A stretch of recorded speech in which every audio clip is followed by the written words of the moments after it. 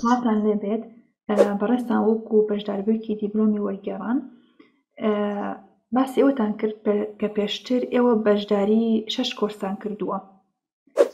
سلااو لە توێژ مامۆستاگیان بەڵێ پێشتر بەشداری 6 کۆرسم کردیا لە بۆ ئینگلیزی هەر ماوەی کۆرسەکەم 2 مانگ و نیوی خایاندیا بەڵام ئەمن ئەو کۆرسەی کە کردیتم بە کۆرسە شنگۆ بەراوردی دەکەم، یعنی ئەوەندەی ئەو 6 کۆرسە ئیسفادەی یەک مانجنگۆم لێ کردیا، یعنی ئەنگۆ منهەجێکی چڕ و پڕتان لە یەک مانجیدانەیە دەستان خۆش بی. ئەتامە بەست ئەوەیە کە ئەو 6 کۆرسی کە تۆ بەشداریت کردووە ئەگەر بەراورد بکەین بە یەک مانگی ئەوەی کە تۆ خوێندوتە تۆ بەڕێستان بەشداربووی گروپی دێ من تا ئێستا 2 مانگی پرۆگرامەکەتان تەواو کردووە، واتە ئەگەر بەراوردی یەک مانگی بکەین ئەم یەک مانگی ئێرە زیاتر بەو 6 کۆرسی کە خوێندوتانە. مەبەستانەوە بوو؟ ڕاستەکە بەڵێ مەبەستم ئەوەیە. دەست خۆش. ئەی هەستەکەن بۆ من ئاسان بەرەو پێشەوە چووە، باش بووە، چی گۆڕانکاریەک ڕووی داوە لەمای ئەو 2 مانگی کە ئێوە خوێندوتانە؟ بەتەئکید ئاستم بەرەو زۆر باش بووە، دەتوانم پاراگرافی بنووسم و دەتوانە ڕابرد و کاتە ڕابردودا قسەی بکەم، لە بۆ داهاتوو قسەی بکەم و لە ئێستاشدا قسەی بکەم بەبێ ئەوەی کە فکر بکەمەوە ئاخۆ ڕاستم گوتیانە، یعنی لا ئیرادی و هەم لێهاتیان. ئەتامە بەستان ئەوەیە کە ئێوە لە ڕووی نووسینەوە باش بوون کە خۆتان ئەتوانن شت بنووسن؟ لە ڕوو قسەکردنەوە شۆ باشم. قسەکردنیشەوە بەرەو پێشەوە چوون؟ بەڵێ لە بتەکید. چۆن ئەزانن کە ئاسی قسەکردنتان باش بووە؟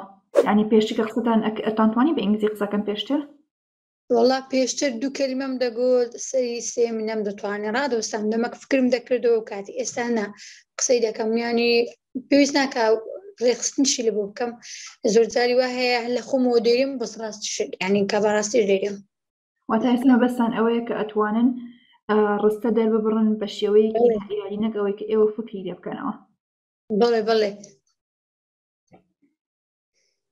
پێشتر ئەوەی کە ئێوە وتان ئەوەتان خوێندووە چەند کۆرسێک بەشداریتان کردووە، ئایا هەر لێڤڵێک هەر ئاسێکە لەوێ بەشداریت کرد و بە چەندێک تەواوتانە کرد لە کۆرسەکانە؟ وەڵا ڕاستی لەسەر منهەجی سپکنەوە دەمبخین هەر یعنی لێڤڵی 2 مانگونی بوو. هەر لێڤڵێک یعنی هەر ئاسێک 2 مانگونی و؟ بەڵێ لێت نەشارمەوە لیڤڵی سێمینم 2 جاریش کردەوە. ئەین 2 جار دووبارەت کردەوە. بۆچی دووبارەت کردەوە؟ وەڵا لەبەرەوەی هیچ لێ تێ نەگەیشتم، ڕاستیشکو بوو لە خلالی ئەو 2 مانگ و نیوەی مامۆستایەکە هێشتا مەنهەجەکەی تەواو نەکردم پێ، ئێکە تەواو نەبوون ناچارم خۆ لە نیوێ ڕاناوەستم چوم دووبارە دەستم پێکەوە دووبارەش هەر تەواو نەبووە، بەتاکید بەلێم دووبارەشم کردەوە تەواو نەبووە. ئێدی ڕاستی دەستم لێ هەرگرت، فکرم لێ کردەوە کە ئەو بەکەلکی من نایە، ئەمن منهەجەکەم دەوێ کە چڕ و پڕ بی، یعنی مامۆستایەکە یعنی وەها بتوانی هەموو تا کۆتاییەکەی لەگەرت بی لە ئەوەلی و تا کۆتاییەکەی نەک لیڤڵێک 2 لیڤڵ 3 پێ برێ و ئیدیکا بڕۆ بە خێرچی یان لەکن کوێرەخینی بخینە ئەوەنە، یعنی فکرم لێ کردەوە کە منهەجەک بی هەتا کۆتایی بتگەینتە بە وەرجێڕان، یعنی وەچی نێتیڤەش قسەی بکەین. دوێ زۆر ئەمن پێم باش بوو ئاوات ئەکادیمیم هەر بژار لەو ڕۆیەوە. دەست خۆش. ئەی پێت وایە تا ئێستا ئەوەی کە تۆ ئەو 2 مانگی خوێندوتە ئەو ئامانجەی پێکاوە کە خۆت لە مێشکا بوو یان سەرەتا بۆی هاتبووی کە تۆ ئیسفادە بکەیت؟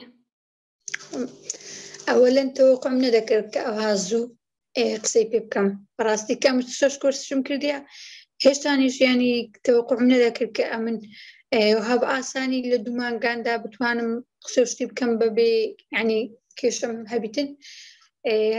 هەستم دەکرد لە 3 مانگ 4 مانگی ئەو کاتی بتوانم، بەس ئێستاش الحەمدوللا فەزلی خوا 2 مانگە کە تازە تەواومان کردێ دەتوانم قسەی بکەم. واتە ئەو 2 مانگی کە تەواوتان کردو لە ئاسی چاوەڕوانی ئێوە نەبوو، یعنی زۆر چاوەڕوانی ئێوە پێشبینیم لە بۆی نەکرد بوو. بەڵێ ئەنی چاوەڕیشتی وات نەکردەوە کە ینی شتێکی وا بێت کە بۆن تۆ لە ماوەی کەمە شتانێکی زۆر فێر ببیت. ڕاستەکەی وێ.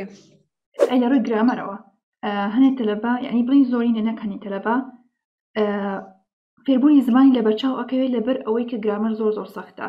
ئایا ئەو گرامەری کە بۆ منە لە ئاواد ئەکادمی ئەو تراوە مامۆستا ئاواد ئەوتەوە شێوازی وتەوەکەی چەند کاریگەر بوو لەوەی کە تۆ گرامەر بە ئاسانی فێربی گرامەر و بۆ ئاسان بکات؟ گرامەر مەوزوعاتی زۆر ناخۆش و سعادە بەلای منەوە لە مەکتەبش کە دەماخین کەیفم پێی نەدەهات. هەر بەڕاستی کار کۆرسەکی بچبامای کە بیان گوت بایە گرامەر هەر گۆ تازە دەستی لێ دەشۆم و هیچ فێر نامچکە کەیفم لەگە گرامەری نەدات. بەس مامۆستا ئاوات هاتی ئەوەندە بە جوانی باس کردیا، یعنی ئەمن کە زۆر کە دەخینم وانەکەی دەخینم لە زوومە ئەوەی پێ دەکەم ئاپەکەی یەکەو سە دەستە مێشکم کەم جار هەبووە ڤیدیۆکەم دووجار دووبارە کردبیتەوە، یعنی بەجارە چی دەستە مێشکم یعنی لەکنم خۆشە، یعنی سعاد نییە و پێی وێزار نابم. ئێستا یعنی پێم احتیاجە هەموو هەتا کۆتایی کورسەکەی ئەوە لە گرامەری بن زۆر لەم ئاساییە پێم خۆشە. واتە ئێستا ئەو ڕقی کە پێشتر بەرامبەر بە گرامەر و ڕێزمانی ئینگلیزی هەتان بوونەتان ئاسایی بووەتەوە، واتە بەجۆرە جۆرەکان هاتان خۆشەویست بۆ گرامەر. بەڵێ گرامەر خۆزگەم مامۆستایەکانی پێشترم کە لەم عەدادەی مامۆستان بوون ئەوە گرامەریان باس کردبایە بڕوادەکەی تەلەبە لە شەشی لە بۆ چ دەماوە، یعنی زۆر ئاسان دەبوو. دەرسەکانی زۆربەی ئینگلیزی خاستن ئینگلیزی هەر پەیوەندی بە گرامەری وایە کە گرامەر زانی یعنی تاوەت و زمانەکەی دەزانی.